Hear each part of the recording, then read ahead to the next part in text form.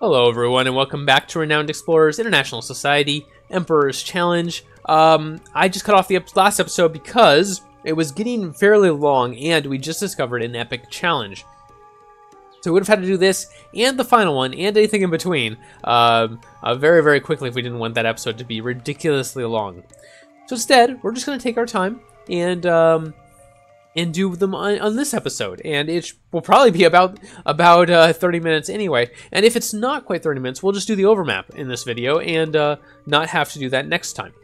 All right, let's check out this epic encounter, and I will check out why my phone just made a sound. Why are people trying to talk to me?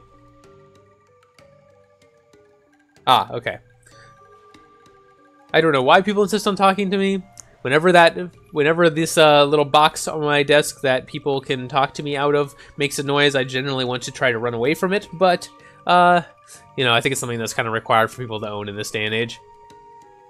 You're hearing a lot of ruckus. Something in the overgrown mountains is not quite right. A group of ape-men. Seems they call themselves just orang. Who would have thought such a thing even existed? Okay, this is the epic encounter that we did last time and miserably failed at. So this is our chance to redeem ourselves. The leader of the mob is happy to speak to you. We know for certain she's an evil witch who resides within this pagoda. We think she's responsible for the disappearance of some very funny orang people. She's being supported by the Temple of Trance, who tells us that she doesn't mean any harm. Well, we don't trust those guys. Oh, geez. Well, never mind. We won't be able to. 13% chance, there's no way we succeed. I mean, there's a way, but it's so unlikely that it's basically not even worth trying. For all swimmers to get minus 20 armor, I mean, that's probably okay, because our final fight is going to be against some speech users. So the 20 armor won't actually hurt us. The 13% chance, man, I wish we had our tool left. We'll give it a shot. Chances are it's not going to happen, but we might as well try. I think this is what we did last time, too, and we just got lucky. But this is even worse chance than we had last time. And we fail. Everyone went home with 3 mugs, except for you, and we get minus 20 armor. That's really unfortunate. I really wanted to check out that encounter and redeem myself from last time. And unfortunately, that was not an option for us. Here's the orang people's town, though. We can visit a trinket shop, sure. There's a treasure we can buy for 1 resolve. I've had that treasure before. It's not a bad one. We can get 4 collect for some trinkets, sure. Never answer this question, by the way. If someone asks you if something makes them look fat, there's no correct answer. There really isn't. It's very sad, but there is no correct answer there. You know, and I'll give the example from my own life. My mom would never do this, by the way, because I've had this discussion with her, and she knows that I don't like those kind of trap questions. But if she was to ask me, like, does this X, whatever, dress, she doesn't wear dresses a lot, but shorts, pants, whatever, shirt, blouse, that would be more common. Does this blouse make me look fat? She is aware that I would just tell her the truth, regardless of whether or not it is insulting or not. We've had that discussion before, and we've talked about it. And so if something really was unflattering on her, I would tell her so. And in fact, a lot of times I tell her so without her asking. If she is thinking about buying something, I often will be with her when she does this. If she's thinking about buying something, and I don't like it, I will tell her that. If she's wearing something and I do like it, I will tell her that too, and oftentimes she won't buy it on purpose. Because my taste in what I like on her and her taste on what she wants to wear and be presentable is often different. But I often do give her my honest opinion on the stuff that she buys or is thinking about buying. However, if you are ever presented with a question like this, probably your best bet is either to have established beforehand that you're in a very, very honest relationship, which is what I've done, or to answer it in a way that is complimentary, even if it doesn't answer the question, essentially. Because a lot of times that's what people are looking for. And I'm not saying just women, because I do the same thing. You know, I've often heard, and I'm sorry, we're taking a little time here, but I think this is interesting. I have often heard people say that one of the most important things for men is to feel appreciated. and that men often don't feel that way. And it's just the way that our society works. And so a lot of times, men like to get appreciation for the things they do, whether if it's fixing something or you know, putting new oil in your car, or you know, maybe occasionally doing the dishes or vacuuming or dusting, which actually I do all of those things at the moment because I'm the one not working, which is fair. But for when I do those things, I often do look for some sort of, not praise, but appreciation. Because that's why I did it. I didn't do it because I care if the dishes are done or if the cleaning is done, really. I mean, yes, I live here and it would be nice for the sink to be clean, but it's not high on my priority list. But when I do those things, I do it because I love my wife and I want her to be happy, and I want her to appreciate that I'm trying to help her, essentially. And so that when she comes home and does say something about how nice it is that that stuff is done, or thanks me for doing it, that is what I do it for. And that's a little shallow in some ways, but it's also the sign of a good relationship, I think, that you try to do things simply to please the other person, right? That seems like a good thing, even though it's a little shallow in a way. And so if you're presented with a question like this, I think unless you have agreed beforehand that you're going to be perfectly honest in these sorts of situations, which I really do think is the best way, if you have not done that, or if it's someone that you're not that serious with and you just started like going out with them or something and you don't want to get into that sort of thing quite yet, probably the best answer is something like, you look beautiful in anything, or you look great in it, or something like that, and just sort of give a compliment, essentially. And that's hard to do sometimes if it's really not true. But in that case, probably the best thing to do is just say, you know what, you're really beautiful in this thing, or this other thing, but on this particular outfit, it's not very flattering on you. Or say something like, you know, that particular outfit is nice, but I really like it when you wear X, right? Or I really think that X is flattering on you, or something like that. And that can... I think that's probably the best way to handle something. And if she or he, regardless, because this can apply to men too. Men can come home with a shirt or something that doesn't look good, right? It doesn't matter. It doesn't matter the gender. If man or woman, if they still get upset at you for answering in that way, then there's probably something else going on. There's probably something else that's upsetting that person that needs to be addressed. And either that, or they're just very, very what's the word? They're very subconscious about their appearance, and the only way that they will get over that is if someone tells them on a regular basis that they don't need to be, essentially. And to some degree, pretty much everybody has beauty, right? Yeah. So anyway, that's at least my experience, and I'm no expert by any means. I've been married for a grand total of 1 year and 5 days. In 5 days is our first year anniversary. I did date the woman that I am married to for almost 5 years before that. So I've been in this relationship with my wife for 6 years, about, call it 5.5. But I'm by no means an expert in any way. But that's just sort of been my take on it over the years of dating my wife. And of course, every person's different too. All right, yeah, we'll take egg collect, sure. I probably should have taken the campaign, actually. That probably would have been better. All right, let's leave. We could get some supplies, but that puts down to 2 resolve. Probably just leave, and we'll probably just hurry to the end here. Chances are a lot of these are going to be empty anyway. A few more coins. Tempted to go to that nature challenge, but let's see, 1, 2, 3, 4, or 1, 2, 3. We'll just go to the end. Nothing of interest, okay. And there's our first debuff, some speech defense. That's actually unfortunate, because we're going to end up with some people who do indeed use speech against us. Let's go down here because it's the same distance. Wait it out. All right, we finally escaped some weird currents. That was interesting. There was no actual a check there. I wonder if you need to be a better something for that. Maybe a naturalist or something. Hojo loses some attack power. No big deal. And let's just go to the end. All right, let's see if we can go rescue Bobo. This is going to be difficult. We don't have an archaeologist, and we don't have a tactician. Oh, that's interesting. What a weird little room. The room is flanked by waterfalls, and a sentient door guards the passage ahead. Play Konglak with me. Winning, you may pass. The wooden thing in the center of the room must be the board. Hildegard acts like this is all normal. Pedrino is a level 5 survivalist and says that board will make an excellent boat. Rafting off a waterfall. That's more explorer-like. Pedrino picks up the boat, tells the crew to hop in, and pushes it off the waterfall. All you hear the stone door say is, rad. Now let's hope it gets you where you need to be. Alright, so you can actually get by this with a survivalist. I didn't know that. And we're cruising off a waterfall. The crew's pretty mortified, and it's up to Pedrino to navigate the currents and avoid death. Here comes the first rock. Okay, and survivalist spotting is helping us out here. 15% extra from that.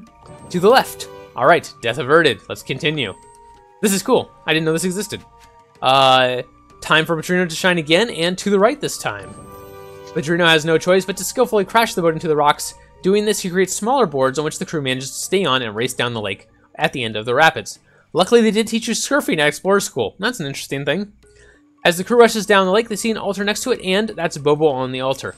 Okay, so we actually passed by the Archaeologist Challenge that you normally have to get through with the laser statues. That's really cool. So you can get by that with a good enough survivalist. I do want to keep that in mind. If you guys have not run into that before, there you go. Now you know. That's pretty cool. I'm fairly pleased with that. Alright, Dharma Jagapati steps forward and reveals himself to be the leader of the temple. Stop sacrificing our friend. We don't care what's up with you. Let's go.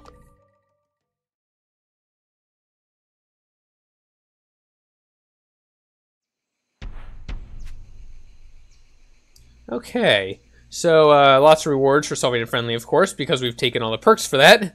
Not so much because that's the way it would be normally, but our perks will come in handy. Our papers, I should say, our research papers will come in handy. All right, there's Dharma. Dharma is very, very strong against speech defense, but he is easily impressed, which is good. I think the best thing to do is going to be clear out some of this riffraff while we wait for Dharma to approach. Let's see here. I wouldn't mind getting a good party time off, but right now there's not a situation that I'm really happy with.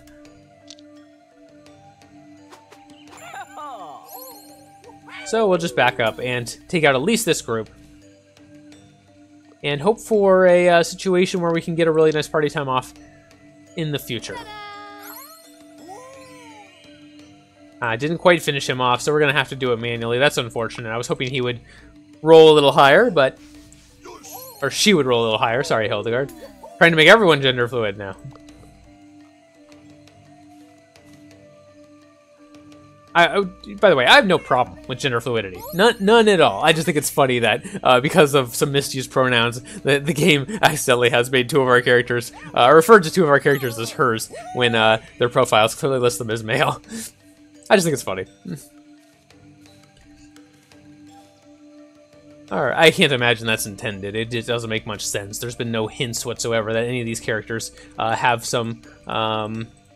what's the term? I'm sure there's an official term. Is it gender confusion? That sounds kind of weird. That can't be the right term. There must be some better term for that. I don't know. I don't know. I don't pretend to be an expert. You know, to some degree, every person I think has some male traits and some female traits. Like, it's just a thing. Like, well, you know what? Let me rephrase that. Every person has some traits that society typically views as male and some traits that society typically views as female. And a lot of times there's really not much reason for it to be that way. For instance, I mean, I know plenty of women that really like football, even though that's traditionally, like, sports are typically a male pastime. We've over the past years, as a society, sort of hopefully gotten beyond that a little bit and sort of accept males and females can do whatever they want as long as that's what they want to do. And I think that's a really good progress for us. Yeah, definitely. You know, and things like, you know, I really like cute animals. Like, that's a big thing for me. I love cats. Is that a female trait? Not really. There's lots of guys that like cats. But it is a trait that maybe society occasionally views as being more likely to be female than male, and that's kind of weird. Don't you think? I don't know. Maybe I'm just talking nonsense, but to me that seems kind of weird.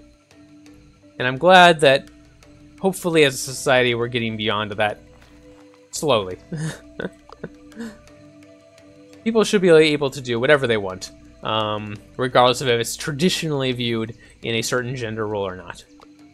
And they shouldn't have to feel like they have any sort of gender dysphoria because of it.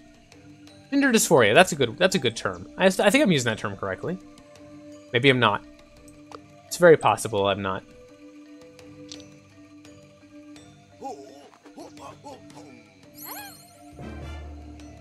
That's kind of a heavy subject, though, isn't it? Let's move away from that. Let's talk about taking out the Temple of Trance here. I would like to heal someone with Hildegard, because that will also heal Hildegard. Probably Padrino. Let's cheer Padrino here. There we go. Feeling a little bit healthier now. Hojo will probably go down, but I did attack with Padrino last, and I healed with Hildegard, so hopefully they'll focus on her, and it looks like they will. Ooh, but that actually did quite a bit more damage than I expected. So we probably will lose 2, actually, this round. That's really bad. That's really bad. Yeah. Wow, I am not happy about this at all. We might lose here.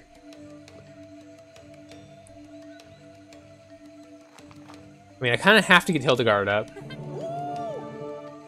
And I really do need to get Hojo up, too.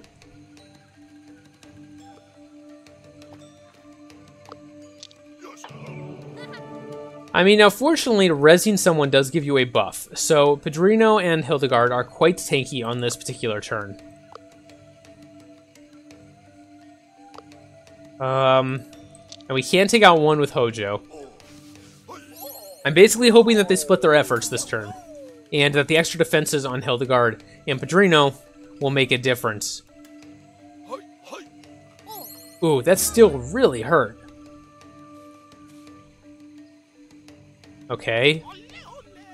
Yeah, that's pretty good. The extra defenses there came in handy. Okay, that was close, but we did survive it. Jeez, barely though. And cheer is not quite up yet. And we're gonna lose the defenses next turn, which I am very concerned about. But we really need to heal Hildegard.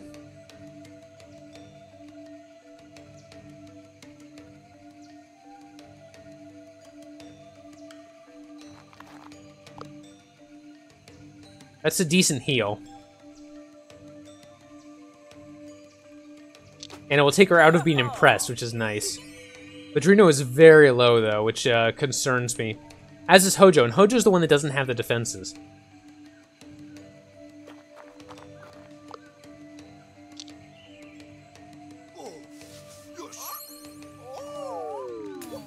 Okay, so there's just 2 left. It's, in a way, going to come down to who Dharma decides to target. Am I better off healing Padrino? Probably. Even though it means he takes 25% extra speech damage, like, just having him at full health probably is more important. Either that or healing Hojo. And Hojo's already impressed, so he's already taking extra 25. And he has minus 15 speech defense at the moment, as opposed to the 76 that Padrino has. So you know what? Let's heal Hojo instead. And we're just going to hope that they don't target Padrino. And they don't gang up on Hojo either. This is not looking good.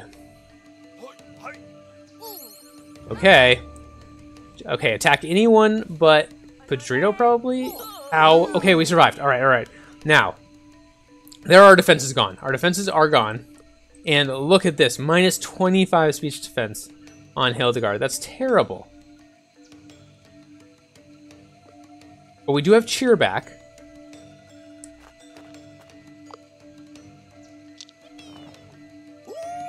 Okay, there's cheer back. Let's attack... Darn it. I don't like that Hojo is impressed. That bothers me.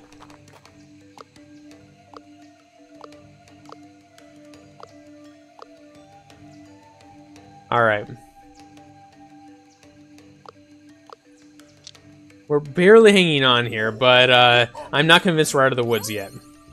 Now, I'm intentionally going to attack Dharma. Even though I could finish off this Master of Trance, I think attacking Dharma is more important here, and in the hopes that he targets Padrino.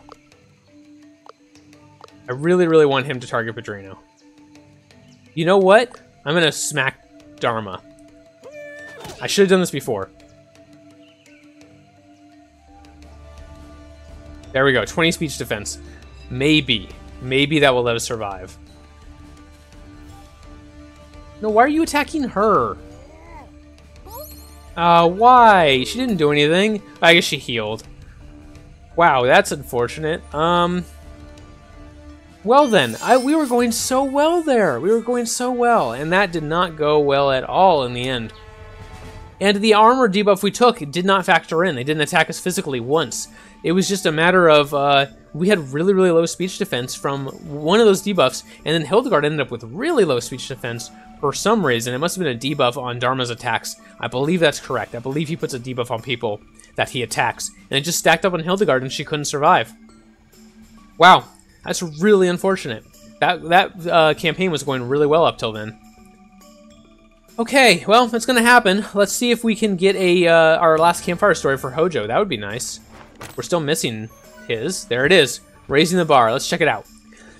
Hojo thinks there's a certain way an explorer should be. Is the crew up to his standards? You gain 1 discovery, 1 treasure hunt, or 1 secret whenever you find a treasure, depending on its treasure category. Wow, that's really good. Okay. Nice campfire story. So that means we have unlocked every campfire story in the game. Congratulations, look how proud Hildegard is of you.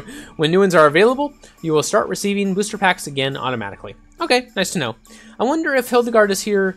Probably not, because that was our captain in this run. It was probably just happened to be that way. But there we go. There's all of our booster packs, or all of our campfire cards. Let's take a look at our treasure collection. We're still missing a treasure from the initial areas. I don't know what that is. Still missing one here as well. This is from a second area. Yeah. Let's see, what else we're missing. Still missing one here. 0 from the Highlands. We got everything from the Highlands. Actually, we're missing one from Egypt still. That's surprising. I wonder where that guy is. Missing another one here, too. This is from the Llama area, the Andes. We're still missing one. Still missing one from the Emerged Island. Missing 2 here. This is from Transylvania, maybe? Yeah, Transylvania. There's the Globus Christopher and the tree. So yeah, there's 2 in Transylvania we're still missing. Whole bunch from where we just were, the Anagarg Archipelago. We're still missing 4 from there. I'm positive that one of these is from the witch fight, which we haven't managed to beat yet. But obviously there's a couple more as well. Okay. And missing several from Shangri-La. Several different ways of ending the game, which I've never done. Something random here, which I'm not familiar with. And then I believe these might be the Yeti rewards, which I've never managed to get. And then one from the Lost Island as well. It looks very similar to this one, but I don't know where that one's from either. Well, okay, we're working on it. 137 to 159. But yeah, we should keep this in mind so I know which ways to go when I have an option. Obviously, you should still keep going to the Anagarg Archipelago. Lots missing there. We should really take a tactician and an archaeologist. You know what? I'm going to write myself a note. Maybe next time, let's try to make a habit, or not a habit, but let's try to make a specific effort to bring things that are good for the Anagarg Archipelago, which in this case are the tactician and the archaeologist, the survivalist, and the rogue. Those were the 4 that were listed, and that was this is an aggressive or friendly area. Okay, so you know what? I think next time we'll look at our Emperor's Challenge, but regardless of what we're doing for Emperor's Challenge, I'm going to try to have a tactician, an archaeologist, a survivalist, and a rogue. and go either aggressive or friendly. And let's go to the Inagog Archipelago, and let's just tear the place up.